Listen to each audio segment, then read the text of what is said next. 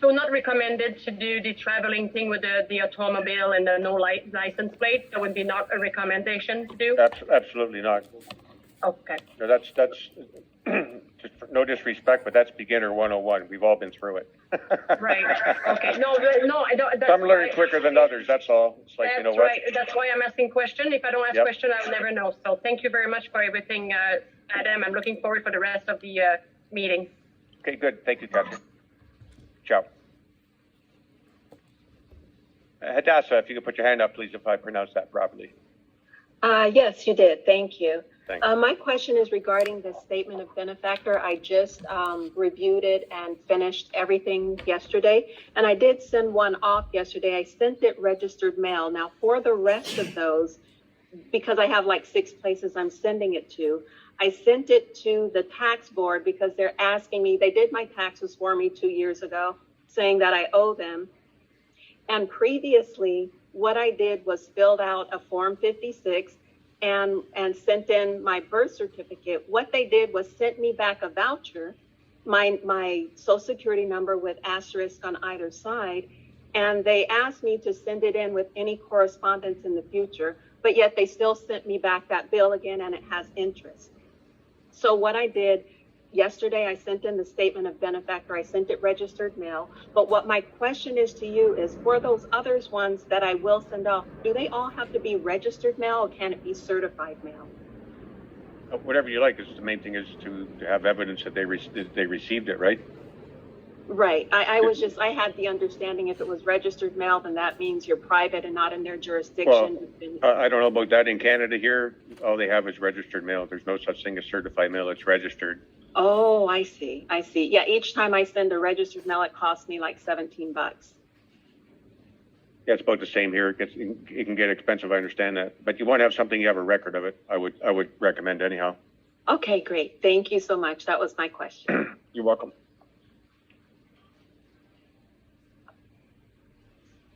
All right, where are we here? Where am I here?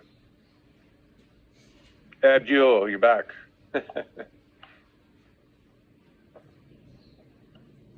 Yes. So, can you hear me? You betcha. So I have a few questions. You know, I'm here in the United States territory, and I know Canada has there's a few things, but I just heard something about the right to travel, and we talked about the notices that you would put on your conveyance, right? Automobile, vehicle, you know, whatever they call it at legal. Using those legal statute terms, right? So I haven't had a registration or a plate, what you would call a plate. I do have a private notice on my vehicle here in the States, but there's things I did. I did an affidavit of right to travel that was sent to the commissioner, state police here in the California territory. That was also sent to all of the chief of police within the area that I travel, all the counties, and also all of the sheriffs. My experiences when I get pulled over, I haven't been pulled over, but they get behind me, they look at the notices, and they go ahead about their business. Some of them ride up, look inside the window, and they keep going. The reason I'm making this point is that every human being has a right to make notice. You have a right to give notice. And your notice is of your rights, your right to travel, and your right to move upon the land without being hindered whatsoever. That's your right. That's your unalienable rights as a living, breathing entity. Yep. It is also... And what are your duties here now? I agree with that. Everyone has rights, but they also have corresponding duties. Okay, and my duty to what? So you have to be specific. Are you asking me a question, or are you asking me to answer something? I don't understand. Well, I guess maybe it's just food for thought, but because a lot of people talk about that, claiming human rights, these kind of rights and those kind of rights, but with rights, and I'll put this in perspective, and going back to Marcus again, he got rid of all of his stuff, so he had no rights. Okay, he didn't have any government identity document, so he couldn't claim any rights. He couldn't get on an airplane, couldn't open up a bank account, blah blah blah blah blah. He pulled his own teeth, couldn't get medical care, nothing, because he couldn't establish his identity. What he learned from that is they don't care. They said, well, if you want to forfeit your rights, that's no problem, but we're still going to we're still going to enforce the duties to go with it. So that's the main reason I'm mentioning that, because with rights comes duties. So I agree with you. We have rights, but and I guess what I'm looking for there is an answer is what do you got for insurance? So my answer to you and to anyone who's inquisitive about that question, because that's a good question. So when we say rights, so I'm not, we're not going to have we can go look up etymology for rights. But when you use the term unalienable, that's a lawful terminology, right? And when we say, where's your license or your registration, or let's just say insurance, well, that's private. You got to remember that we have to be, it's two things, it's only two things you can be operating here at law. You can either be operating as the 14th Amendment war citizen, or you can be operating as a state national / private person, right? So you have a right to remain private. So if an officer pulls me over, etc., for example, and asks me, do you have a name? And I'm going to be very polite and very nice and say, tell me what statute or law that says I have to have a name. And I'll wait on them. There's no statute or law that says that you have to have a name. And when you don't have, say, a California license plate or a state of Illinois license plate on there, that also says that you're operating outside of their jurisdiction. It is up to you, the being, because we start talking about human beings, but let me use another term, because human in etymology could also mean an animal, right, or a monster. Proper right? term would be man or woman. Right, but I could say man or woman, or I can just say sentient being. I'm a sentient being operating at planet Earth or at California territory. I could be, that's who I am. I am who I am, right? So that's the understanding. That's what we are all working to understanding. The difference between public and private. You absolutely have all of your rights. When we're talking about your rights to conveyance and moving across the earth, and the private capacity, the only way that you can be hindered up or stopped or go through any of those processes if you're commingling and you're trying to be a public and private person. You have to make a decision to do that. And there's ways for you to make a claim using your proxy. For example, for individuals who don't understand what that means, is your trust. In this space that we're working in, you are working as your proxy could be working as a trustee and a beneficiary at the same time. That's Absolutely. What that proxy is about, right? So for me, I don't have a driver's license, because that driver's license is connected to all sort of adhesive contracts that I don't want to be a part of. So I gave it back. Presumptive contracts, but I get it. Presumptive contracts. And I walked that contract back in there, and I told the state of California, I no longer want to participate in your contract. And here's your thing back. And also here's your plate back. So and when I did that, I also gave proper notice. So it's when we say that you have rights, we're only speaking of your unalienable rights to operate in the private. And when you come in to do commerce, when you interface with these individuals with commerce, this is where your proxy comes in place, meaning your EIN number, your trust. That's how you operate through your banking and etc. So I wanted to speak about that for the individuals that. And before we go. Before I get off, we said something about going into that courtroom. right? Me personally, I just gave an example if I ever was trapped and I had to present myself to the courtroom. But for those of us who are new to the process, please study the court of equity and what that means.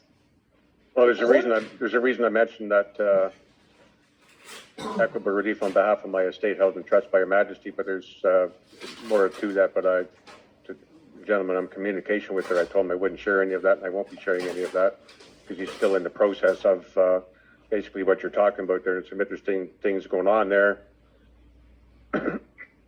Well, this is all. With respect to the filing of the paperwork in the court, what happened there, and which is very interesting. Anyhow, carry on. So, Adam, this is all I want to say about the court of equity. The court of equity, first of all, let's find out what that is. The court of equity is a part of statute law and common law mixed. That's what that is. This is when they combine. The remedy for both of those two law, the statute law and common law, when they merge, is what they call the court of equity. So, for example, when you're operating in the private, I'm using the court of equity as private. When you go into the courtroom after you have made yourself private, you have now given them jurisdiction. So you have no right even going into a courtroom. You have no right even taking yourself in there. What you do is you give them notice. So if I get a traffic citation, I go and let them know. First of all, I am not your 14th Amendment citizen. I have no. I send that in affidavit form. You have, whether you're the magistrate, the clerk of the court, you have approximately 30 days to rebut this. And for everyone that doesn't know, unrebutted affidavit stands as law. We talked about this. If they don't rebut it, that's fine, but it's no good to you unless you get it into evidence through the witness stand. That's the Adam, whole thing about that. Again. I didn't hear that. Say that again for me. We talked about this affidavit stands as truth in commerce in a previous Zoom meeting, and that affidavit does you no good except when it's entered as evidence on the witness stand. Because the point is, how do you get enforcement on it? So you could say to whoever that I've done the default process on you through this power of attorney or affidavit process, and you never rebutted anything. So now you agree, and the other guy says, "Fuck off." What are you going to do? So that's where it's got to go in. That's where it has to be entered as evidence. I'm really trying to keep this. The reason I'm doing this is to keep this in the context of reclaiming your securities, because that's what we talk about here. And so I just want to share a couple of things. Adam, are you just about done here? Because we're getting I got a lot of hands up here. Before I go, Adam, you again, and I'm sorry, Chip, but I have to stand on that. If someone doesn't rebut an affidavit, it is, and you go into the courtroom, you've just given them consent for you to take liability for whatever you're trying to stand on. You don't have to stand on anything once you give an affidavit. You don't have to stand on anything. There's nothing to stand on. I mean, because the only way that they can send you a summons or whatever, they have to put that in affidavit form. If you don't answer, then you have committed to everything on that affidavit. That's why when they send you one, you better answer. So when you send them one, they better answer. It's called equity, intercourse, and commerce. That's what they call that. Yeah, but I understand. I will sit back, but that's what that means. So I'll sit back and listen. Okay, fair enough. Okay. With respect to the vehicle, I don't know if the gentleman's on this call or not, and I'm not going to mention any names again, but he just purchased a truck, nice truck, but he got the MCO with it. So with the MCO, that makes you the outright owner of the vehicle, where the state would have no jurisdiction over the vehicle. We talked about this, I think it was 2020 Zoom meeting. We talked about the new vehicle, the MCO, and in Canada, in Ontario, anyhow, it's called the New Vehicle Information Statement. You get that puppy in your hands, that is the title to the car. There's no division of title, that's it. And the vehicle cannot be seized either. So there's different ways to do it, and I get that. But we try to stick here with the reclaiming your security stuff and dealing with primarily with the securities. And I guess Securities. so. Thank you, Abdul. Just going to move on here to Simba. You not unmute, please. Yes, I have a quick question. I haven't listened in a while, but if you had any success or any of the members with the filing the financing statement, similar to a UCC1, because I've had success with it and I've had a few amendments, but just wanted to see, because I know before you had issues with it, so I just wanted to see if you passed that stage now. What do you mean had issues with it?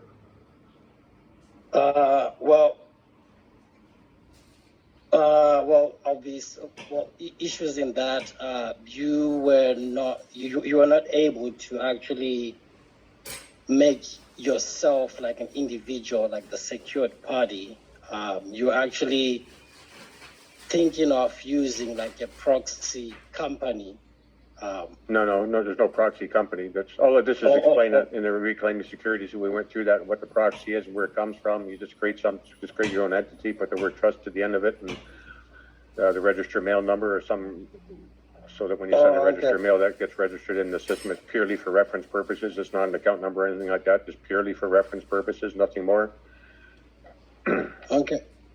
Okay, well, I guess it's just a comment, like, it's pretty easy to do because I've had a few done already. So to anyone who is having issues, I was able to register my all caps name and myself as an individual. Oh yeah, they'll be happy to do that, but now you see, that's not you. That's trying to fit man into the system, in particular the computer system, is a waste of time. As soon as you put that name in there, it's a person. It's not a man. It's not you anymore. We talked about all of that very early on in reclaiming your securities. Trying to fit man in the system is a waste of time. That's why we have the proxy. If you look at the printout, same as the court documents. Doesn't matter. What the court, well, the chances are the court's going to say, and I'm not going to deviate from that because I've been there myself and I know of other people who have, gets into court and the court says, look like you leaned yourself. Well, it looks like, you know, that. Well, if you know what you're doing, you can explain, right? Well, like, it's pretty. The main point is just separating yourself from that name, or in addition to having that birth certificate, which is prima facie evidence that an organization was organized, and having that's other stuff. That's other stuff. You bring people. This is the problem with people joining groups. They start bringing a whole bunch of other stuff. Like if you believe in accept that the reclaiming your securities, that knowledge there is the path, and that's the path. And I did the process 2 years ago. So all these other concepts out there that just brings confusion into the situation. So if that's the path, and you take that path, you know, with respect to that sort of thing. But anyhow. Anyways, I'll stick to this. I'll move on to something else. I was able to actually reclaim my all caps name from the treasury, and I actually have proof. I actually found my all caps name on the what do they call it? In the States they call it abandoned property, but here I think it's called unclaimed property. So I actually claimed it, and I was contacted by the administration of tax services and the treasury. And I should have my property back in the next 60 days. It actually got approved 2 months ago. It takes 120 days, but just wanted to throw it out there. Like you can try and search to see if your property is listed. I found mine on the government of Alberta. Let me give you the exact website. Ontario has an Unclaimed Intangible Property Act, but they repealed that recently, and it was never actually enacted. So there's no such thing here in Ontario with respect to that. Like I said, there was the Unclaimed Intangible Property Act. It was never given royal assent, and then they've since, in the last couple, 3 years, repealed it, so it's gone. Even though it was never enforced. Yeah, but anyhow, we're not trying to take anything back. We're just trying to work with. The thing is, they own it. We have an interest. That's all there is to it. Oh, yeah, Just like with banks. It's all about interest, right? It's all about claiming our interest. Yeah. Security interest, exactly. Banks don't own property. They have a security interest, and they call the shots. So we're not really trying to take anything back. Just take control, and that's another reason for the administrator aspect of it to be the administration. You know, and there's something I was going to say earlier. Experience a friend had. Sorry, it slipped my mind. Hopefully, it comes back. I was going to mention it a few minutes ago, and I forgot all about it. Interesting stuff there. But okay, so thank you. Go ahead, Lisa. Okay, I got just a few questions back to the registration number that you guys talked about earlier. I just want to double check because on my live birth certificate, it's got a number, but then on the ones that are certified now, they've got like a Minnesota, like an MN number, but then it's the registration date that we would use instead of birth date, our birth date, when we're filling out different things, such as any type of renewal of a license. Would I change that, correct it to the registration number, and then sign as power of attorney or beneficiary? Whatever they call the number that they can take that number and go and find a record. That's all we're talking about here. It's not complicated. It's just a number to identify the record. Here they call it a registration number. So with the registration number, they can go to the specific birth record. Yep, and I get the registration number. If it's called a file number or a DORCAD number, I don't know, but any kind of number in the document that would take them right to the birth record. Okay, the thing that was a little confusing is the registration, the document's registered, and then it has a registration date. So I understand the registration number, but it's that registration date that we were hearing that people should be using that for something else because that's the date of. I know, but you're just bringing nonsense. It's just bringing more confusion. I know where that's coming into it, and I'm well aware of that. And the fellow's got some very, very good information. But we're dealing with reclaiming your securities here. It's a little bit different perspective, I think. Okay, and then so then that was my question, because it's like I've got a driver's license renewal coming up, and it's like I'm not completely, like our passports, we have to do some other things with it. So I'm just trying to figure out how I was going to handle that. I think that I get it now. And then my other question was, say for the Social Security number, we recently got our original applications, and there's a letter that went along with it, and she, it's to correct anything that's wrong. And I'm wondering, do we go back in and change that birth date to the registration date, or do we leave that alone and just sign it as a grantor to correct it? You say it's, I'm aware of the born date, birth date, registration date, all being different. Well, there's the birth date, our birth date, and then the registration date of the birth certificate. Yep, exactly. And that's all right on the certificate. Well, the registration date is here. Anyhow, it's the date that they registered the event. Okay. Of the birth. So the birth took place on Monday and they registered it on Thursday, 2 different dates, right? Right. The registration always takes place after the event, of course. Right, and then they signed it on a different date as well. Like when my mother signed the original, that's not on the new ones. They won't issue certified live. Yeah, we're talking about a registration number here. Anyhow, the registration number steers them to that birth record. Okay. Yeah. And whatever name is there at the time, whatever that name is, then that's what it is. What it is. Okay. Okay. Point being, it's connecting back to the foundation security. Right. Simple as that. I don't care what name's on it now, because when there's name changes and stuff, my understanding is they make notations in the margin on the original birth record. So they always know what the original born name was. They know this, they know that. If there could have been 15 changes of name along the way, they're gonna know every single solitary one of them. But it's always going to go back to the original foundation security. That's why the registration number is significant. Right. I guess sometimes it gets a little confusing when you do get things in the, first, middle initial, last name, or when they change it around and then you're trying to decipher in your head which account are they referring to because of the, social security number and such, but. That's why we go for the foundation security, because it covers everything after that. Okay, and then one last thing and then I'm done. And thank you, because it's like, we kind of got set back on stuff and, we were confused about what to do as far as the EIN for, the proxy. And I had named mine proxy, trust after the name, but I can, always just do in parentheses, a business entity or whatever, foreign business entity. We don't add the verbiage to it that it's a foreign entity resident in Canada. I'm just explaining the concept to you people. That's what it is. Okay, so it's okay though I called it a trust even though it's a business entity, right? Or does that confuse things? It's like, I don't know if maybe it wasn't on that particular 55-minute call, but the idea is this: it's like a ship pulling into a foreign port that's here to do business. It wants to be tax compliant. Yeah. That's all this is about, to be tax compliant.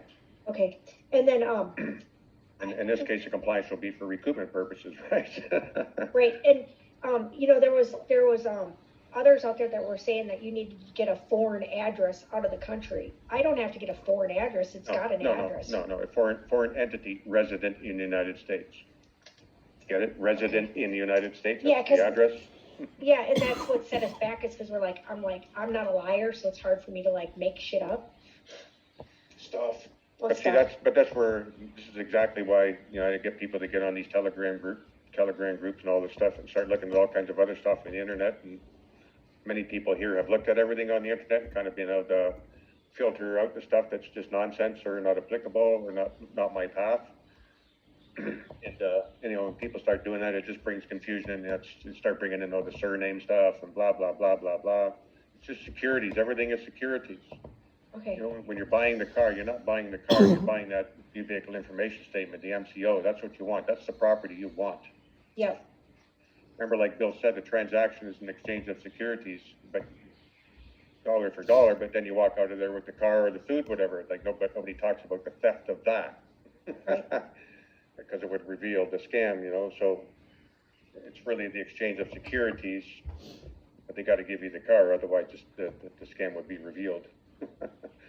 Yeah, but that's the thing. It's like I had gotten tabs just recently, and the vehicle I have is older, and they keep they slipped up and sent the assessment on the securities that was worth $35,000. Yeah, it's still worth $35,000. So we only paid $1,500 for it. Yeah. So.